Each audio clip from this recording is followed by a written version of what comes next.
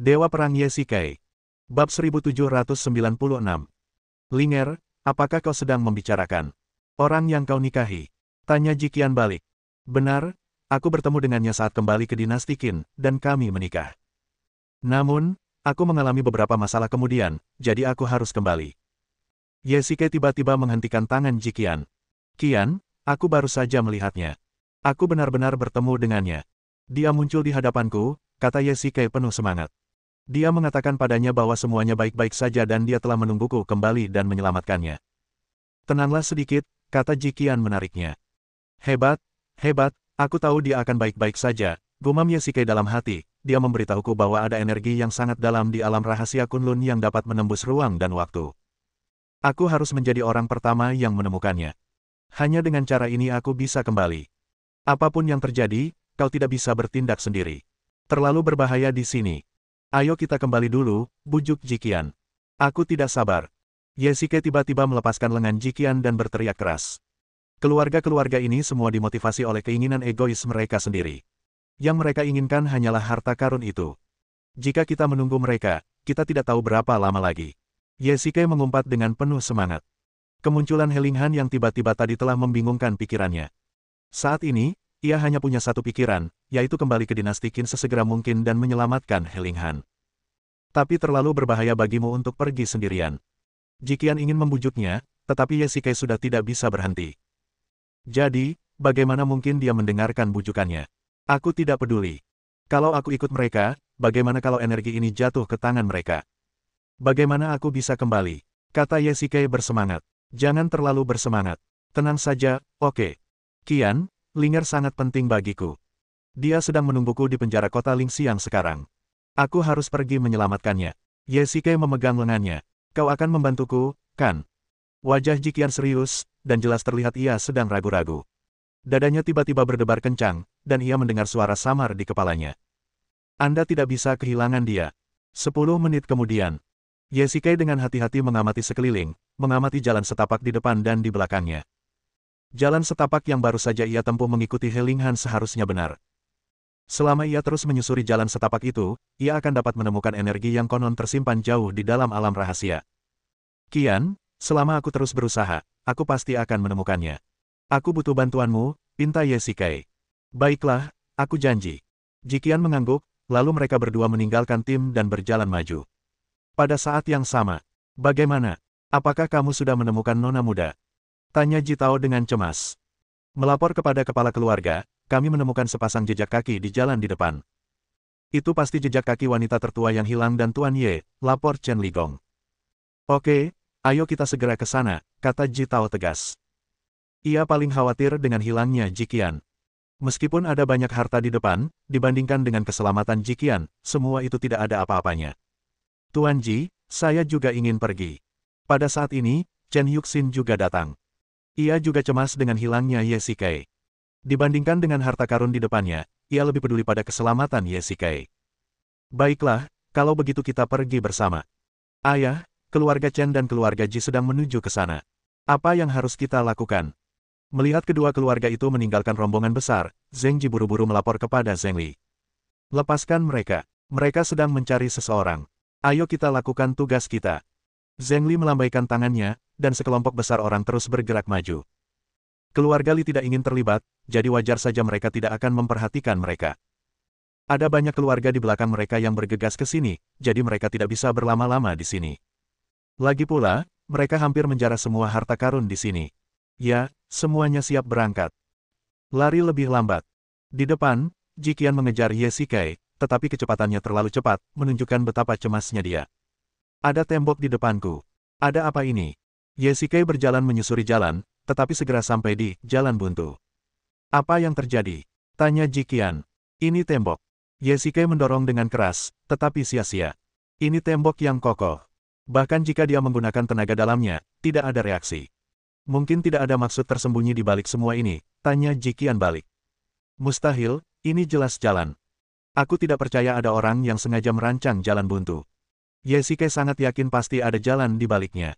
Suara Helinghan di benaknya semakin keras. Ia bisa merasakan ada energi yang sangat kuat di balik tembok ini. Cepat dan cari tahu apakah ada mekanisme di dekat sini. Yesike menggunakan senter untuk menerangi dinding batu dan mengamatinya dengan saksama. Akhirnya, ia menemukan celah.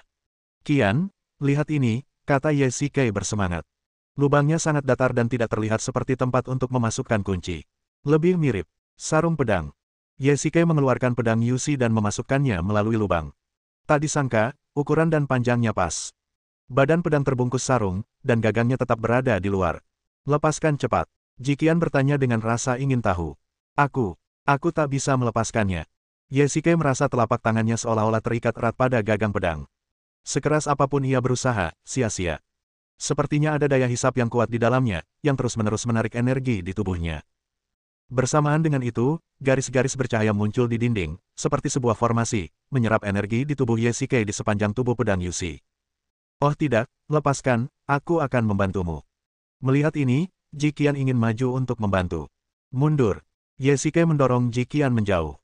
Dia tidak yakin berapa banyak energi yang akan diserap formasi ini. Jika Jikian muncul, dia juga tidak akan bisa melarikan diri.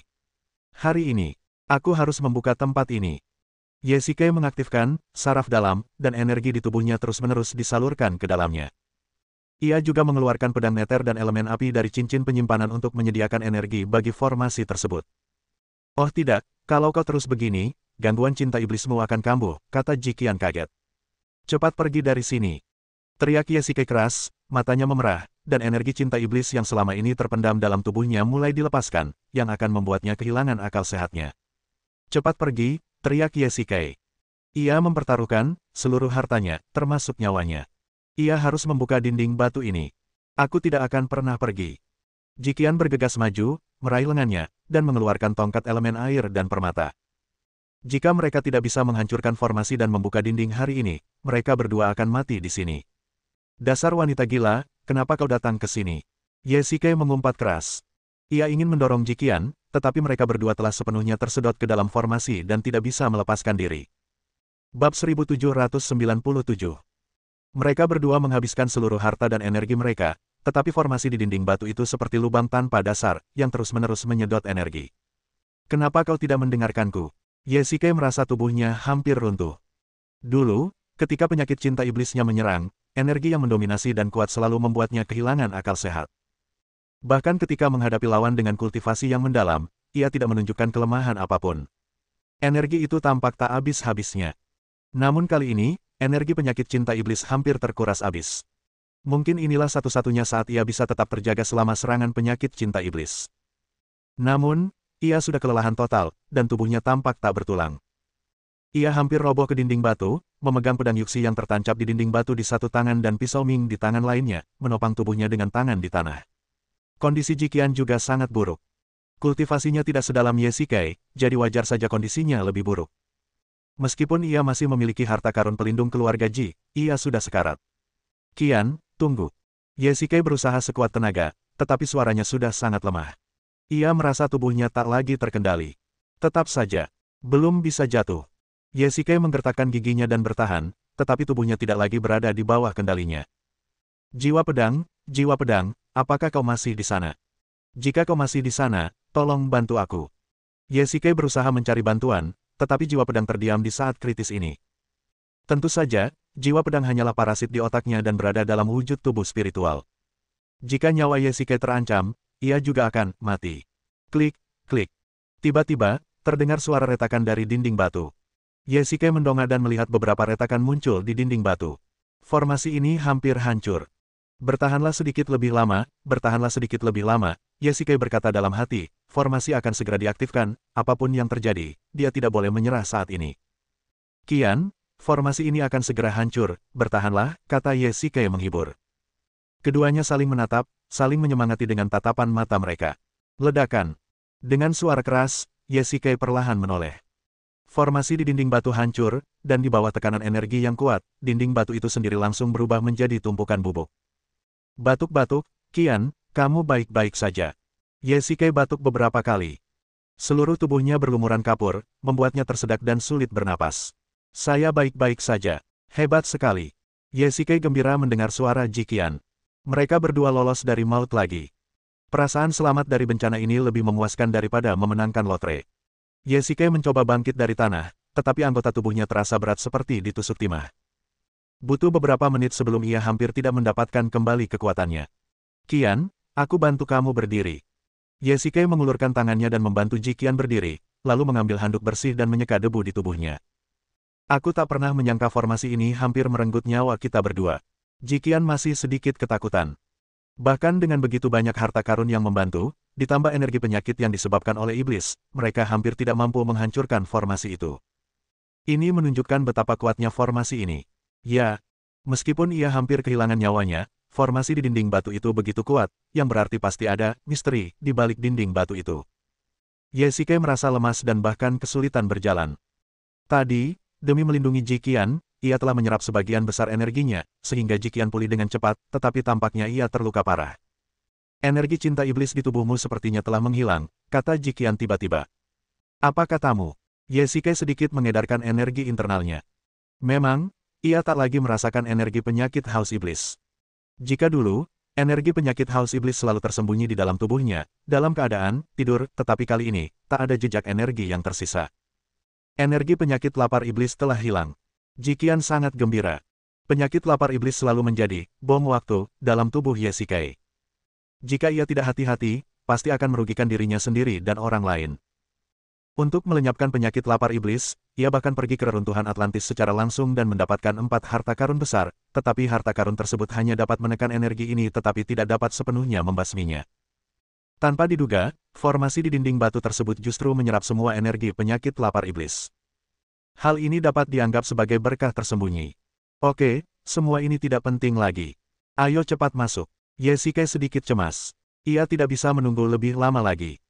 Meskipun sulit baginya untuk berjalan, ia tahu apa yang dipikirkannya siang dan malam itu ada di dalam dirinya. Ye Shikai memasukkan pedang hitam dan elemen api kembali ke dalam cincin penyimpanan, memegang pedang Yuxi di tangannya, dan terhuyung-huyung masuk. Ji Qian mengulurkan tangan untuk membantunya, dan mereka berdua berjalan perlahan. Ruang di dalamnya sangat luas, dan yang terpenting adalah bola energi di tengahnya. Rasanya seperti bola api besar yang menggantung di udara. Ye Shikai bisa merasakan betapa dahsyatnya energi ini. Ketika ia dikirim kembali ke dinasti Qin oleh cahaya di udara, ia merasakan energi semacam ini. Tidak mungkin salah, ini dia, kata Ye Shikai bersemangat, melepaskan diri dari tangan Ji Qian, dan mempercepat langkahnya. Qian, cepat lihat, aku tidak berbohong, energi ini benar-benar ada. Ye Shikai berteriak keras, energi legendaris yang dapat menembus ruang dan waktu. Ji Qian berjalan di belakangnya dan tiba-tiba merasakan nyeri di dadanya. Pandangannya mulai kabur dan ia mendengar suara samar di kepalanya. Jika dia pergi, dia tidak akan pernah kembali, jadi kita tidak boleh membiarkannya pergi. Qian, cepat lihat.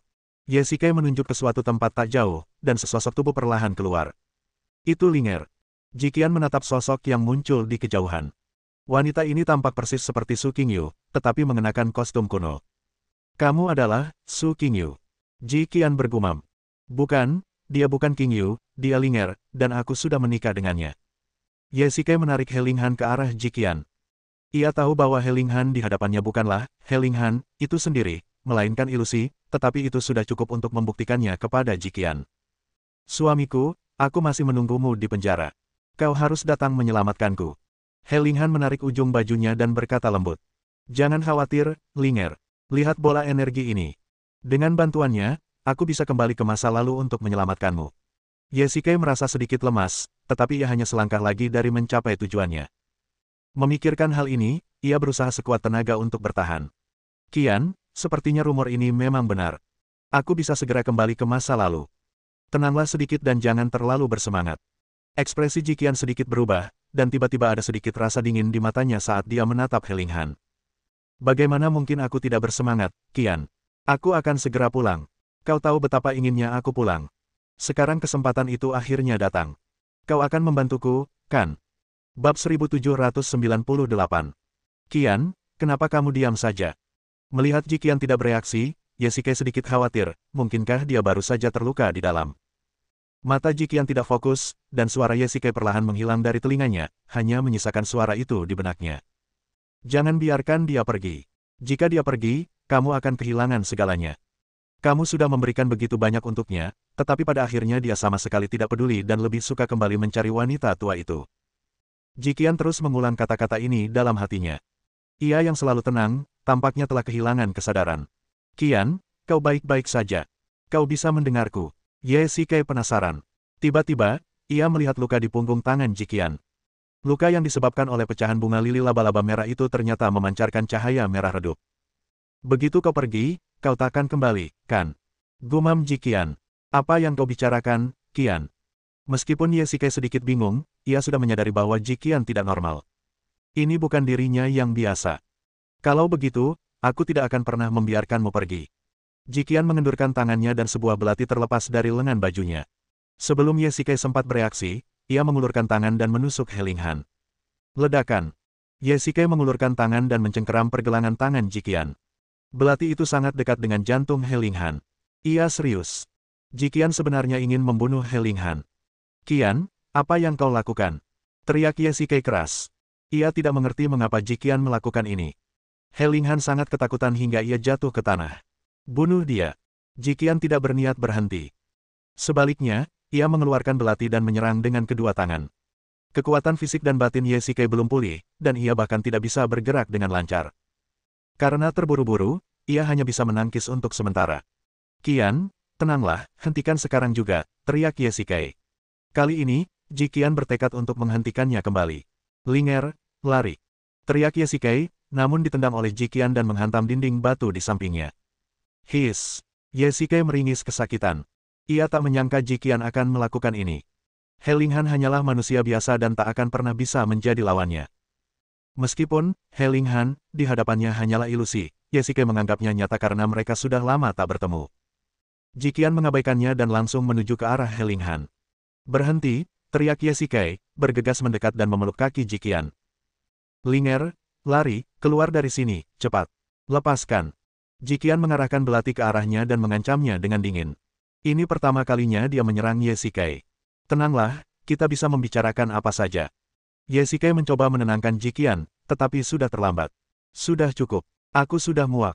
Jiqian menendangnya menjauh. Aku sudah memberikan begitu banyak untukmu, dan sekarang kau mengejar wanita tua. Aku akan membunuhnya hari ini. Ye Shikai tahu ia tak berdaya menghentikannya, tetapi ia tetap berjuang untuk bangkit dari tanah dan melangkah maju untuk meraih lengannya. Ia tak percaya Jiqian akan mampu melawannya.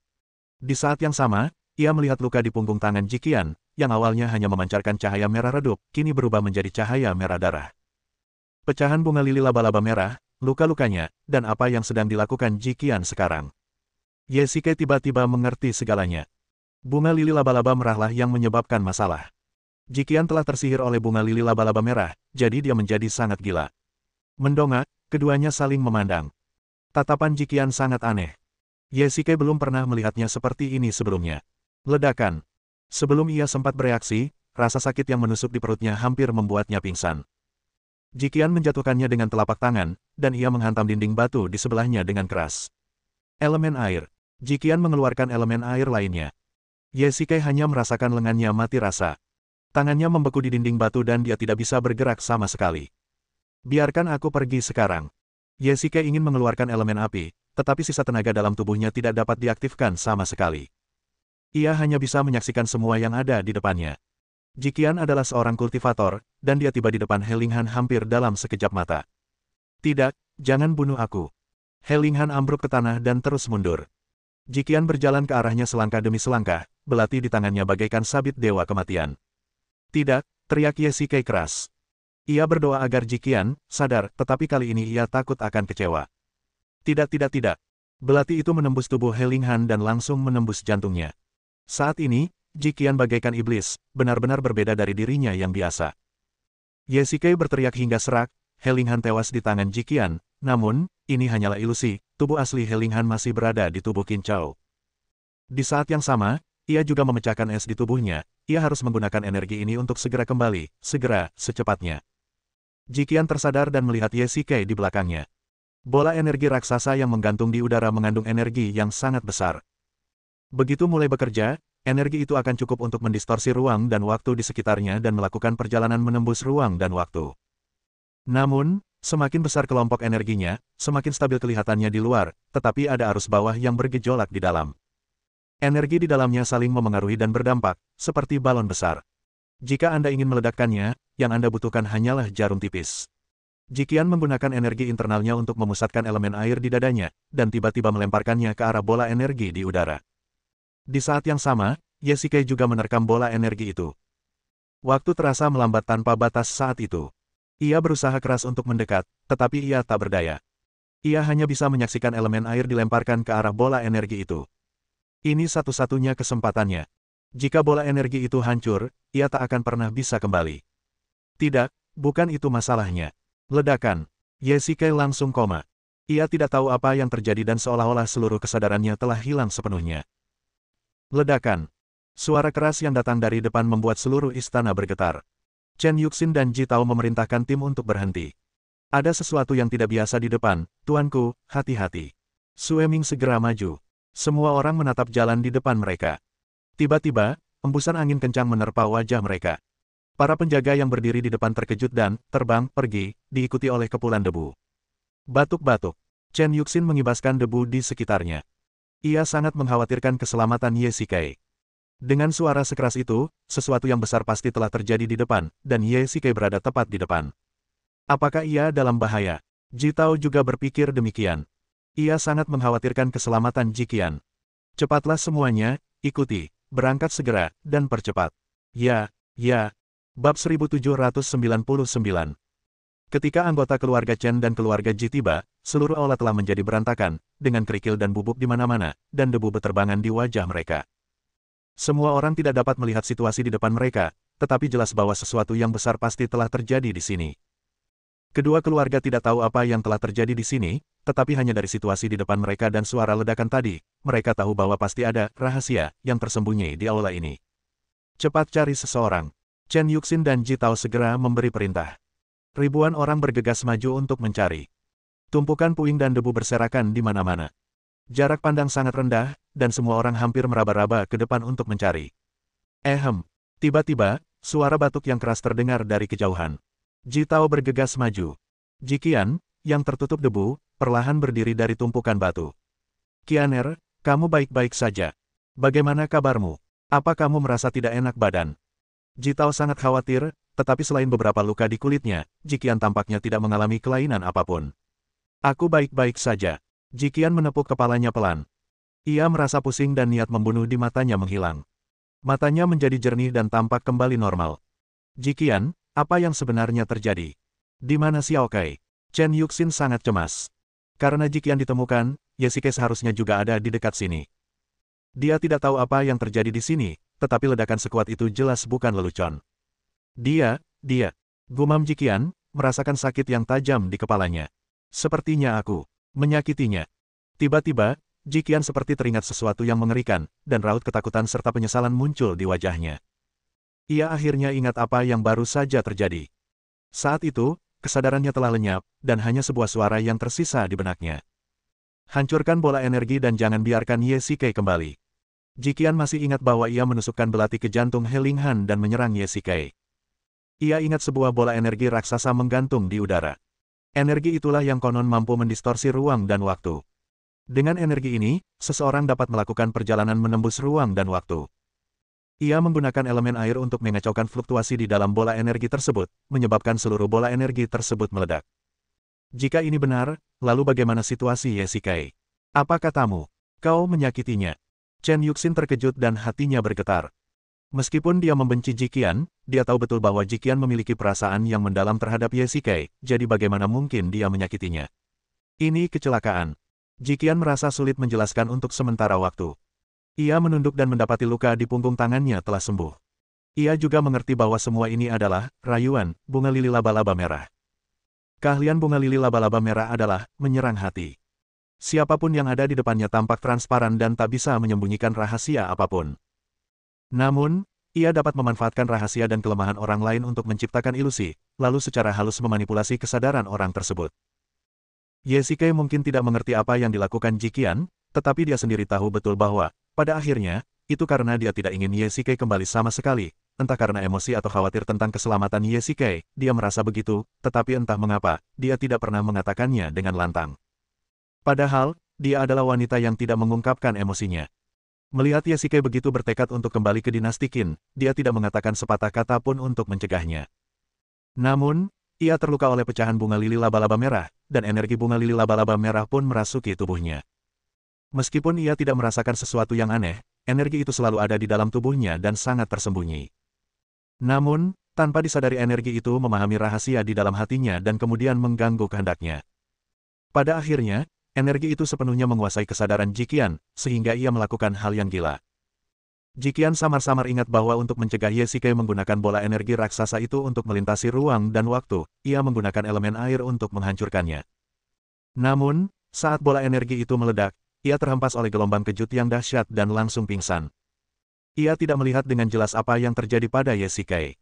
Memikirkan hal ini, Jiqian buru-buru mulai mencari, membolak-balik batu demi batu. Ye Shikai mungkin terkubur di bawahnya. Tentu saja, itu juga mungkin. Ia kembali ke masa lalu.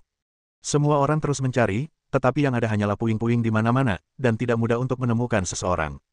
Setengah jam kemudian, "Tuan, aku menemukannya," teriak Sueming keras.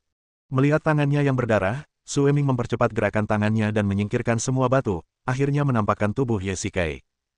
Chen Yuxin bergegas setelah mendengar suara itu, dan Ji Tao serta Jiqian juga datang.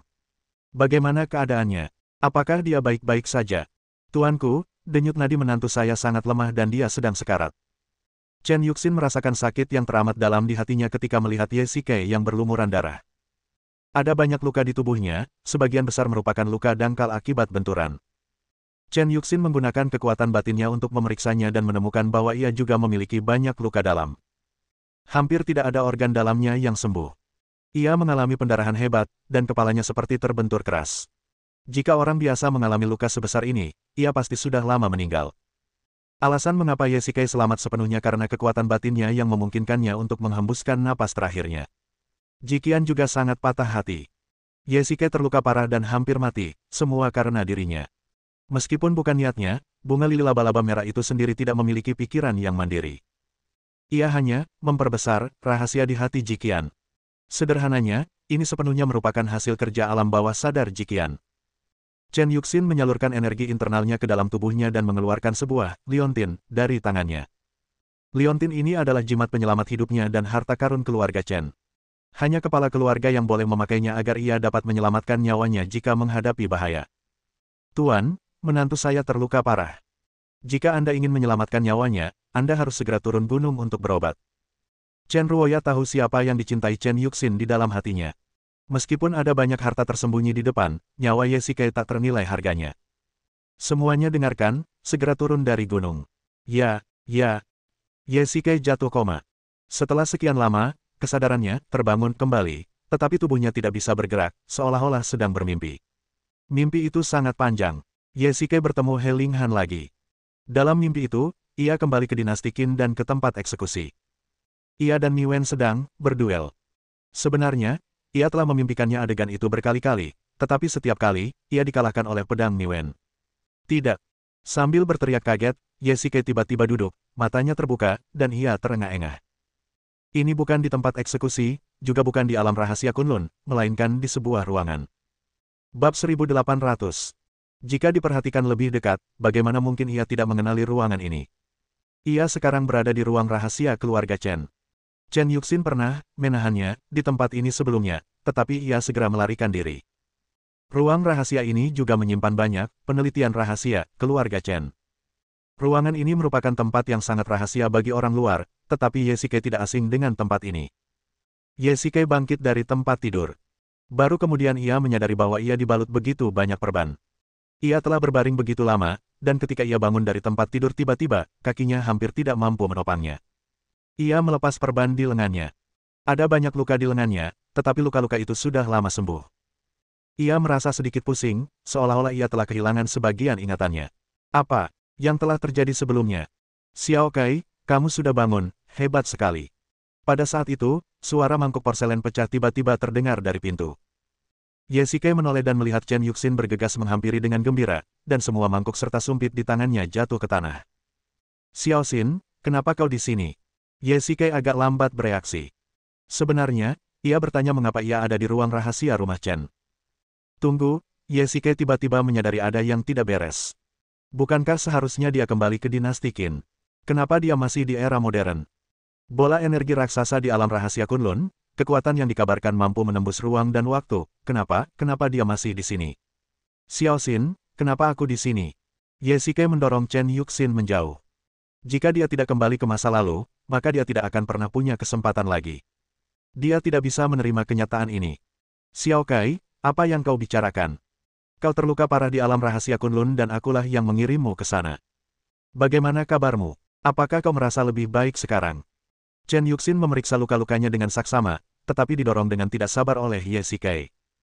Yang ada di pikirannya sekarang hanyalah perjalanan melintasi waktu.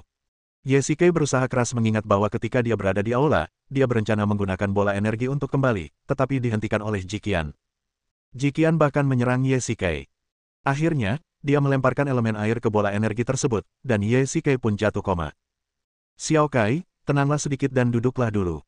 Melihat ini, Chen Yuxin pun menunjukkan kesabaran yang luar biasa. Sekarang Ye Xike akhirnya pulih dari luka parahnya, yang ia butuhkan adalah istirahat.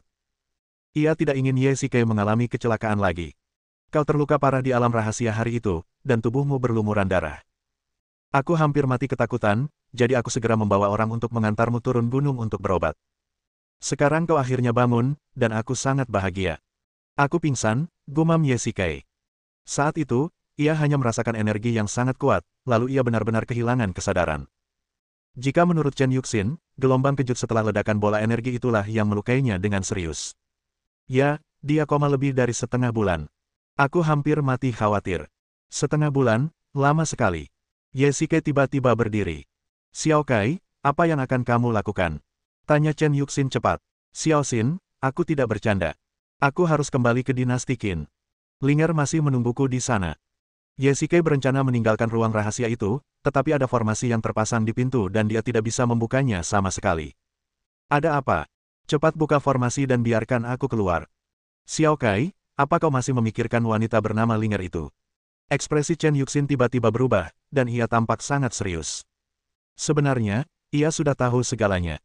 Setelah turun gunung, Jiqian telah menjelaskannya kepadanya. Terus terang, Chen Yuxin juga sangat kesal. Suaminya telah menikahi wanita lain. Bagi siapapun, ini tidak dapat diterima, tetapi ia merasa lega. Ye Xike tiba-tiba kembali ke dinasti Qin. Ini adalah kecelakaan yang tak seorang pun, termasuk dirinya, duga. Ia tiba di dinasti Qin lebih dari 2000 tahun yang lalu secara misterius.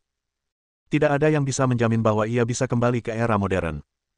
Dalam hal ini, bagi dunia modern, Ye Xike, yang kembali ke dinasti Qin, adalah orang mati. Tapi sekarang, Ye Xike telah kembali, tetapi dia masih terobsesi dengan He Linghan, yang membuat Chen Yuxin merasa kecewa dan putus asa. Linger sangat penting bagiku, kata Ye Xike tegas.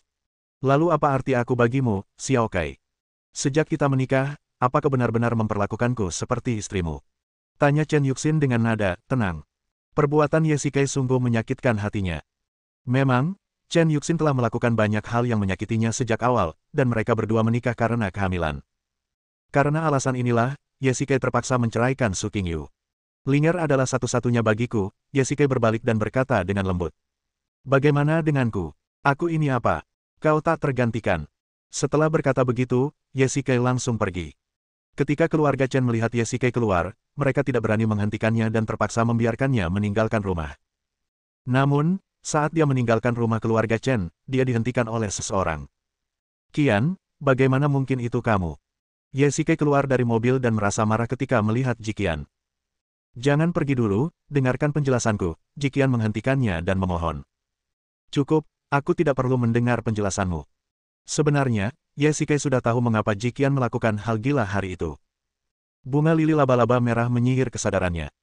Memang niat awal Jiqian untuk tidak membiarkan Ye Xike pergi, tetapi lebih karena bunga lili laba-laba merah.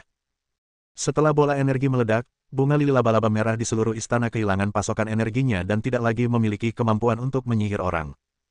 Singkatnya, meskipun Ye Xike membencinya, dia tidak akan membencinya. Aku tidak bermaksud begitu hari itu. Jiqian tiba-tiba menangis terseduh-seduh. Ye Xike sudah lama bersamanya, dan wanita di depannya selalu terlihat tegar. Setidaknya di depan orang lain, dia tidak akan pernah menangis. Jika ada yang ingin Anda katakan, silakan masuk ke mobil dan bicara. 10 menit kemudian. Mau kemana sekarang? Tanya Jiqian penasaran. Ye Xike hampir ngebut sepanjang jalan. Tentu saja bandara. Aku ingin kembali ke Gunung Kunlun. Tidak ada gunanya. Reruntuhan Kunlun sudah lama ditutup. Mungkin butuh puluhan tahun untuk membukanya kembali. Apa katamu? Yesike menginjak rem mendadak. Sudah puluhan tahun berlalu, yang berarti ia mungkin takkan punya kesempatan untuk kembali di kehidupan ini. Maafkan aku, ini semua salahku. Jikian menangis lagi. Yesike dipenuhi amarah dan mengangkat tangannya, tetapi akhirnya ia perlahan menurunkannya dan bersandar lemah di kursi. Satu-satunya kesempatannya untuk kembali ke dinasti Qin telah hilang. Bagaimana ini bisa terjadi? Merasa sangat putus asa, Yesike tiba-tiba tertawa. Mungkin, ini adalah lelucon besar yang sedang dipermainkan Tuhan padanya. Bersambung.